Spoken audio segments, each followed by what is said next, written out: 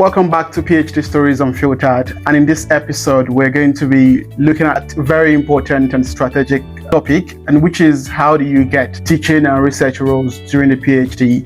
And my guest today is Dr. Kensley Blaise.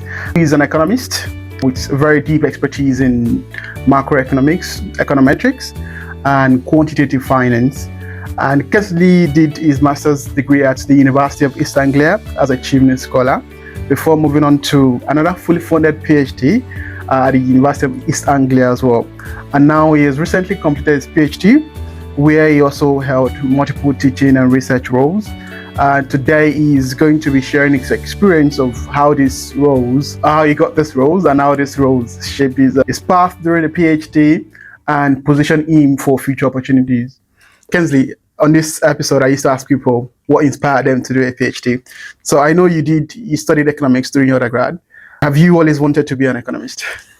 Yeah, thank you very much, Abbas, my friend. We've known each other for about 4 years now, right? We've been playing football. You have to tell your viewers that as well. Yes, we do footies every Fridays and Friday during the PhD. Exactly. This is a very good friend of mine. And also thank you because I think this is probably the first time that someone has called me Dr. Kensley Blaise since I completed my PhD. So that's you've earned it. You've worked. Yeah, that's really cool. Probably I'm gonna start asking people Dr. Kensley Blaise. Look aside, why did I choose to study economics? I think there's a couple of reasons, right? Some are objectively more explainable than others, I would say. Let me first start with the fact that since my high school, I've always been puzzled by this idea that how economic policies can shape countries. For instance, I think one of the books or stories that I read was this idea after the Second World War, like the separation between North Korea and South Korea. And North and South Korea, they chose different types of institutions. For instance, when I say institutions, it might be, democracy. And so and later, after probably 75 or 80 years later, we can clearly see the difference in terms of economic achievements between the South and the North. So during my final high school year, I was really puzzled by this idea and how policymakers can social engineer changes in countries. So that was probably, I would say, like a high level of why I chose to study economics. But on a personal or practical level, what I would say is that I was always being like good at mathematics and physics as well. And, I in my high school for almost 7 years, I had like math and physics. And I remember, I think when I was in high school, one of my teachers, he used to call me Pythagoras. And this sort of like incentivized me to be even better at math, geometry, trigonometry, and so on and so forth. So yeah, I think for me, I was since I have interest in social sciences, I have like good background and I love maths as well. Probably the best social science that sort of summarize all these interests I have is economics. That's how I go. So was that blend of natural science and social science? So were you able to bring your mathematical strength into problems? Yeah, exactly. Because obviously economists have like a bad rep for always trying to quantify the stuff, right? So but I think in our defense, what I can say is that this is probably one of the rare social sciences where I just talk about things that happened after the Second World War. There's a lot of history books about all these developments, right? But what an economist will do is like look at these events to map them into economic achievements and come up with some sort of causal interpretations of why South Korea is doing relatively well today and North Korea doing relatively well today. We can even extrapolate the idea to look at several countries across Africa, and so on and so forth.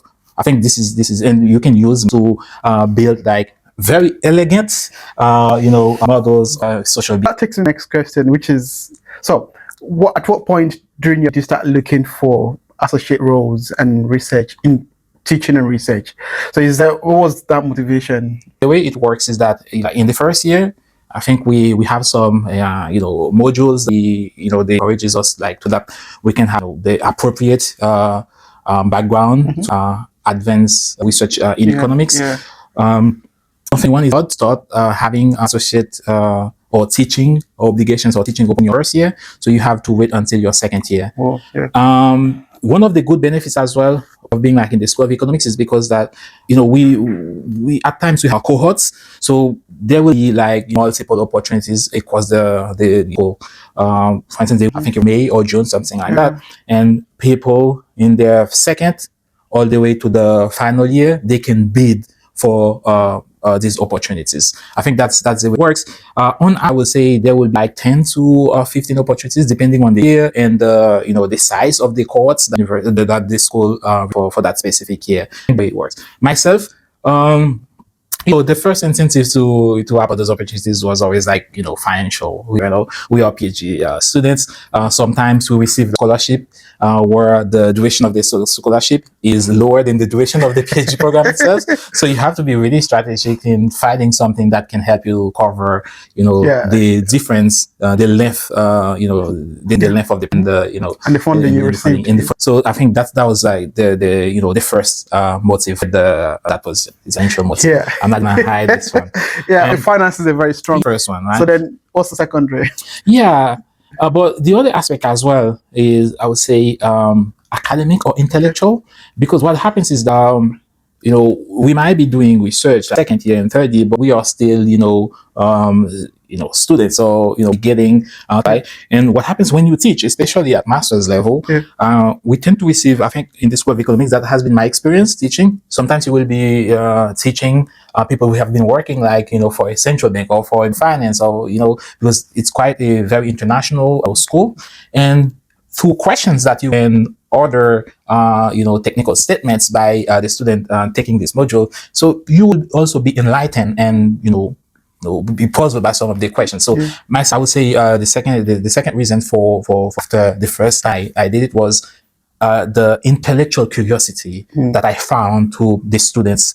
They will be asking questions at times that will keep you awake at night, or they will start making some very very clever statements that to frame better your own research agenda as well. So I think I would say that's the second reason, because when you teach, you learn as well, and you learn things like in a deeper level. Because if you're trying to explain something to someone, you yourself must have gone through that path of that understanding that thing. Exactly. To be able to work your way around it. So let's look at what kind of roles did you take on during your PhD? Did you do any research position at all? I did a couple of research positions. I can elaborate more about that. But to answer the first part of your questions, I think I did like a couple of 80 jobs. 80 stands for associate. Associate. So that's 80. And sometimes to be an associate lecturer or. I didn't know that. GTA or So I think that universities in the UK use GTA, graduate teaching assistant. Exactly. I think it's depending on how it's called in your context. So what this is in Kensley's context or in our context now, it's associate tutor. So I had like my fun was econometrics, and then I had like macroeconomics. I also taught.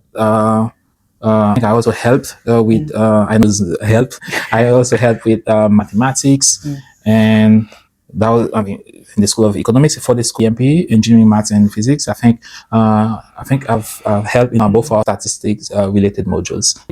I think in total, I would say the portfolio of my help or teaching opportunities for the duration of the program might be around 7. I think I averaged close to during my PhD within the School of Education, taken across BA and MSc, and the BA and MA modules, and then different intensities. Sometimes it's assessment, sometimes it's seminar, sometimes it's lecture, depending on what is needed at that point in time. But that's really you've highlighted the part of which is your secondary, how they intellectually challenge you to be better teacher or better academics or better researcher. So do you see those teaching responsibilities for you to grow intellectually, professionally, or personally as an individual? I would say so. I think we need to make this point. I think I've seen like a lot of discourse, like a lot of debate, world of obligations. I mean, teaching obligations sounds like very restricting and the enforcing people stuff they don't want to do. But what I can say is that regarding my side of this, it's a very rewarding experience because some of the I helped doing my PhD became friends, right? And some of them we play football with them as well, and so on and so forth. So I think even on the level, I would say it helps, right? Having to to interact with of life. This is something really, really, really interesting. So I'm a very social person. I love interacting and knowing other people, especially in policy, economic policy context, because I've just mentioned, I've met people coming from central banks, Ministry of Finance, and so on and so forth. It's always like very refreshing to talk to them as they call like their experience in their own country and how economic policy implementations is undertaken or being implemented in respective countries. This is something really important, I would say, on a personal level. So probably at the risk of repeating myself, I think the other aspect as well, sometimes through questions that I receive in the class, it will help me to think about, hang on, there's this specific aspect that is not addressed in the current state of the macroeconomic literature or economic literature. Probably I can look at with my supervisor if it's something that is worth pursuing, exploring. Or if I find like this idea really interesting, I can even talk to the students as well, to say like, this is a very good idea. I think you will be like a good fit like in the PhD program with such an idea. If you're really interested in the PhD program, probably you can talk to people within the school to see how they can support you in going forward with this idea. Great. You were an international student when you did PhD. So how were you able to manage the demand on your visa that you have to get a PhD done in such a number of years with those demanding roles? How are you able to balance the roles, the PhD, all that, and to finish within the expected time frame? Yeah, this is probably like a blind spot in the PhD program, especially. A lot of people, when they think about like doing a PhD as a 9 to 5 job, you go to the office, then you leave, right? But there's a lot of going behind the scene, as you just mentioned. I think I should give like a lot of credit to my supervisors. I've had 3 supervisors, and they've been like, I would say, these police officers, like in the good sense.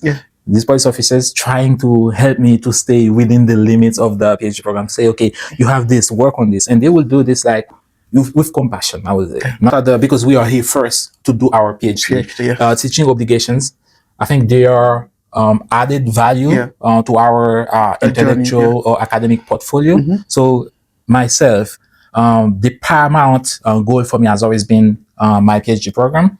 So I will take courses first that are closely related to my topics. What I gain by doing that is the fact I don't have to do as much effort I will be doing if I were teaching, for instance, I don't know, climate change or organic chemistry, right? So I will never take a module that I have zero expertise in, because the learning curve is really steep, and also the benefits, the time benefit of teaching this module is almost zero, if not negative. So I will normally go for modules that are closely related to my topics. Like that, I don't have to make as much effort I will be doing. So I can pick examples from my own research to enlighten the class when the question comes up during the session. So that's normally the way I handle it. On average, I would say I normally work more than 8 hours on a day. For me, it has been my experience. Probably other people are more clever, they manage to do everything in 4 hours, but myself it's always been like 4 hours, but myself it's always been like more than 8 hours. Like just about like prioritizing your research first, and then taking modules that are closely aligned to your research, so you don't need more time to prepare, to get resources, even the mental requirements to do those courses. As I said, the learning curve, it takes time to be able to say, yes, I'm an expert in this. And again, the benefit, apart from the money you're getting paid for the hours, what's the takeaway for you as a teacher, as a lecturer in that module? Thank you very much. For anyone currently doing a PhD now who would advertise these roles, and then you bid and see how. So take us through that experience of probably a module that you've taught and you really enjoyed from the start of applying, and then what do you need to get ready to apply? How do you need to position yourself to be able to be the right fit for those modules? So they normally advertise between May and July. Okay, they normally have macroeconomics, microeconometrics, mathematics, that's like environmental economics, and a couple of other modules. And you bid for three. When you say bid, you apply for three different modules. Okay. And lecturers who teach these modules, they will look at, for instance, what is your area of expertise. For instance, if you're working and you apply for I don't know, let's imagine that you apply for finance, right? If someone is doing finance or quantitative finance that the research applies for, there's a high chance that this person will be at an advantage with respect to you. So I think you apply first, I think, for 3 modules, and then the school will decide based on academic fitness who's the best fit. Based on my experience, what I would say that there's a little bit of fairness as well in the process, because up until now, I think they will manage to give everyone something. So that, because they know as well that this is the way that PhD students have to build their financial build experience as well, but build also their some sort of financial strength for in a way. For the final years. I think here it might be the case that opportunities exist like in a different school where you're not of, but you have the academic and intellectual savviness to teach the module. So you just need to reach out, talk to people, and so on and so forth. I have my own experience with that, right? I now help engineering, mathematics, and physics, right? And the idea is that they have modules where they use insights from statistics, econometrics, mathematics, and so on. So that it's not everyone who has the knowledge can actually impart it, like can teach it. So it's one thing to know how coding works or econometrics, is another thing to be able to teach it to someone. You understand? So how do you develop that teaching skill? Is it something you have to bring before coming to the PhD, or there are opportunities for you to train to teach while doing the PhD, or while you're preparing for that time when you are mature enough to apply for those positions? I would say it's learning by doing. So at least that has been my experience, learning by doing. Also, I know that the university offers, and also other institutions outside the university, they offer good resources for people who aspire to stay in academia, who aspire to be like 80, to develop their delivery skills, right? The way to teach, assessments, and so on and so forth. And I know that also there's like a certification, I think, higher education academy. So they offer these types of certifications where people can take these modules to better their skills in teaching and assessments, right? I think very good opportunities for people who want to hold 80 positions, but also stay in academia or do teaching or research as a career. I would say in most cases, it's not mandatory to have this qualifications, but at least having, I think I've seen a couple of applications I made while I was applying for 80 positions. They will ask you, do you have any HA qualifications, or are you in the process of attaining that qualification? Or have you had any specific training on how to teach? So that way you just, probably your first year, you can audit some of these courses, have them listed on your training in analysis when you're in your first year plan for your probationary review. Try as much as possible to get 1 or 2 modules or workshops on how to teach in higher education. That would give you the requisite skills on how to prepare modules, how to mark, how to set up your virtual learning environment, how to give feedback. So those key skills are the key skills that you need to be able to do or demonstrate while you're doing that role. So what I know as well is that some schools, probably when I talk to people, some schools seem to put like a bigger emphasis on people taking trainings, like the required trainings in assessing exams and stuff. They put a lot of emphasis as well in the School of Economics, because I've always been receiving like a lot of emails about like taking part in modules. But what happens is that in economics, you will find like people deciding not to stay in academia, and it turns out that a lot of people, they will know what they want to do like in their 2nd or 3rd year. They will know that if they would like to stay in academia or do academic as a career, or if they will go into industry. So people who aspire to go to stay or to hold non-academic positions, they will be less inclined to take these courses or this additional in terms of added value. I think it's the added value is marginally significant. That's that's the idea. But I would highlight something as well we haven't discussed as well. I think when I talk to my peers, one of the good benefits as well of having like AT position is the fact that it helps you assess whether or not you would like to stay in academia, right? For instance, you know, people say they enjoy doing research, but they do not enjoy, you know, teaching. So like that, if you saw that, you know that you shouldn't be applying for ATS contract, as they call them at UEA. So you should probably going for like a research position. Some people do not enjoy doing research at all after a PhD or teaching at all. So if you're like that, you know that, okay, going into the industry, having some sort of administrative or leadership roles, it might be better. Oh, some people also do like doing research, but very practical and implementable research. So industry research roles will probably be a better fit compared to working at in a university setup. So, I think that really answers my next question, which is how these roles that we take on during the PhD communicate the kind of person we are to future employers. So because when you look at your CV, you don't want to have a blank CV for 4 years after doing a PhD. I mean, it's justifiable that you've done your PhD, you had an educational gap in your CV, but also you want to show that it's while you're studying, you're also doing other things alongside. And you're not just focusing on the PhD alone. You have something to show apart from the PhD for that 4 years. So that's one way of, but otherwise you can use your 20 hours as a student to do other jobs that are related to what you want to do in the next, which is really difficult. If, for instance, if you're considering the industry, I doubt if you can get any industrial role that will put you down at 20, that will want to give you 20 hours. Unless you are consulting. You understand? So it's difficult to get that 20 part-time role that will be, directly aligned to what you want to study PhD. So it's a tricky balance. But for instance, if you take a course on econometrics, if you're teaching that, you can demonstrate that yes, you know this. Even later on in academia, you're able to translate experience of that module to every other responsibility you have. So how are you doing that translation? I want to ask you, how do you carry on that experience of teaching or research into future prospect as a PhD or as a scholar or as an economist? The first one will be, the gate to the industry, which is interviews, right?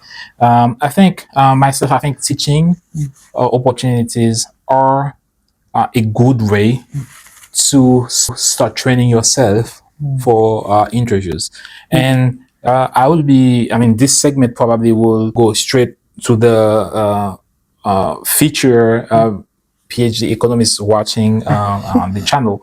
And I think when you go to, especially if you would like to go for industry jobs, when you go to interviews, it's highly unlikely they will start dynamic optimization unless you go for, very high level jobs in central banks or other, high level research orientations that are similar to academic jobs. But they're not going to ask questions. They will ask you a lot of questions about some of the basics of intuition behind things and so on and so forth. And when you teach at bachelor's level, especially for third year or, master's students, these are the type of questions that students will be asking in the class. So for me, I think it's a good mock interview environment teaching. So to sort of like know the answers, how to approach things, how to, frame, to think, on the spot without advanced preparations. So I think that's the best way. Or if you don't know an answer to a question, how to professionally, answer to that, to say, okay, I don't know the answer to the question. I will think about it and come back. Or if you don't know this as well, try to see, okay, if you can understand the questions better or how to relate it with other aspect whilst you come with, a more elaborate answer to the questions. I think that will be my first answer. I think ATE positions, teaching obligations, and other related research activities alongside PhD program help you to be ready for the job market, especially for industry jobs, because this is the type of questions they will be asking. A lot of industry jobs as well, they ask you to take, to sit for an exam, right? A lot of the time, the type of the exam they will be giving you is similar to an exam you will be giving to like a master's or a third year. I say fourth year because in my country we have 4 year long bachelor's degree. A third year bachelor's degree is at UEA for an teach. Things will be very fresh, and we will be like in the better place to do, this stuff. That's the thing. If you, for instance, would have left education for a while before coming to the PhD. Yeah. And then coming to the PhD, teaching at those levels is a way of reconnecting yourself with those curriculum, how are they currently being delivered? Is it different from what you knew where you were in your own undergrad days, or have things really changed that much? And then more like bring yourself to what's currently happening in the field. And I think that's really a good way of finding your way back. So now let's look at let's reflect on structural support available for each one of these roles. Is there anything people need to do differently, especially when there's competition, to be better positioned in taking up or being able to access these opportunities during the PhD? Is there anything you need to do? Do you have to enhance your visibility in a way, or do you have to be there, be seen as someone who is able to contribute? It's also down to personal relationships. Yeah. It's not about intellectual contribution. Are you someone that the module leader can work with? Yeah. Those are the questions also, because academia is political and politics is brutal. So how do you sort of navigate? I'm happy that you say that, because no one would like to work with a jackass, right? Let's put it let's be real. So like if someone, if someone is really bad with, timing, or, the person is real, in terms of building relationship with others, the person is not the best, or some people think also they are too clever to interact with bachelor's colleagues. I use colleagues because I think bachelor students, you can learn from bachelor students as well as master students and PhD colleagues. If someone think that I'm too clever for to interact, probably teaching obligation is not for you. Yeah, I mean, to answer the question is that again, let's be real. As you mentioned, university is a political place as well, right? And I strongly believe that personal connections that you build within the school, within the faculty, will definitely help you. If someone knows that you have similar interests than myself, and this person happens to have a teaching obligations related to this, you will be the go-to person to contact for these teaching obligations. It's really good if someone works on a similar topic as you within the school. You have to make yourself known, right? Talk to this person, ask interesting academic questions, right? How do you what was the process to publish this paper that is related to my research? Are you working on something similar that I can contribute to? And for me, I think this is probably the I would say this is the opening process of securing these positions, even for larger opportunities like on the job market, either in academia or in the industry. A lot of the job opportunities, they will be given doing conferences or doing informal or even seminars and so on and so forth. So it's really good to to go out, talk to people. In economics, you have a lot of conferences. They always say most of the talk is not the conference, is the beer that you have after the conference. I mean, someone drinks, or if you don't drink, but it's the informal talk that you have after the conference. This is the real conference, because this is where, you will build connections with future co-authors and, I think that's where the real conversation happens, the unfiltered conversation. Exactly, unfiltered, because it happens outside the conference room or outside the seminar hall. Yeah, exactly. And also, talk to past students as well. If someone taught the modules before, he or she probably knows the secret to secure these positions, right? The formal channels and the informal channels as well. I think that's really interesting. Don't get me wrong, when I say informal channels, that doesn't necessarily mean anything like weed, or it means that talking to people, knowing what are the requirements, because in all job advertisement there's hidden knowledge that a person would like to get about you. The hidden curriculum. What is the hidden curriculum? What is the hidden agenda behind this? It's nothing regarding conspiracy theory or anything weird. I think that's really important to clarify. And probably your first go-to person is your PhD supervisor, who might, even if they have a teaching responsibility that year, if you're lucky, if they're teaching a couple of modules, then they can bring you on board or say, are you interested? But also, that's why it's important for you to also position yourself as a strong, because they don't want to they wouldn't want to burden you with extra teaching responsibility. You want to show that yes, you have the capacity to take on extra work as well. Yeah. So that from the beginning, you want to be in that position where yes, I have this. You're delivering on your deliverables on time. Your deadlines are your deadlines. You're not struggling with time. So as you mentioned, that they want to work with someone who is able to deliver on time as well. So if you're showing those characters already in your first year, it's very easy for them to bring you on board to be able to deliver on time and as needed. So that's really key.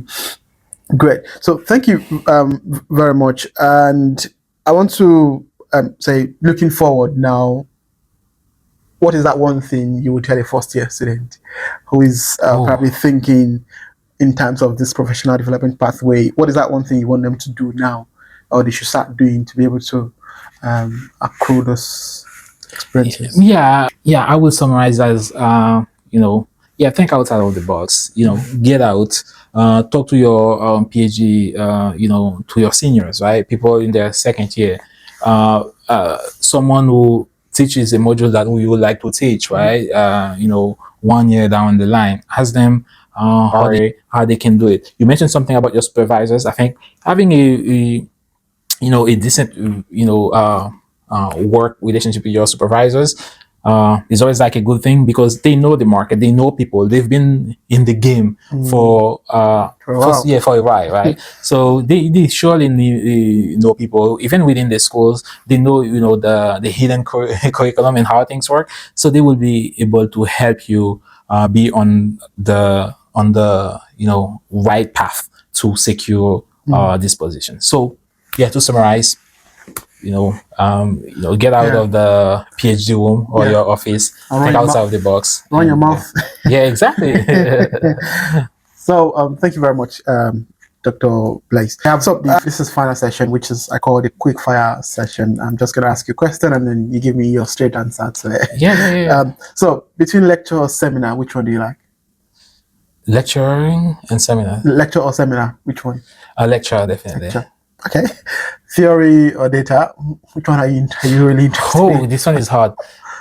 Okay, I'm gonna answer, and then I can elaborate if you allow me. Okay. I would say data, but in economics though, what we call theory in economics is normally like people who use mathematics to build things. Modeling. Yeah, to do modeling.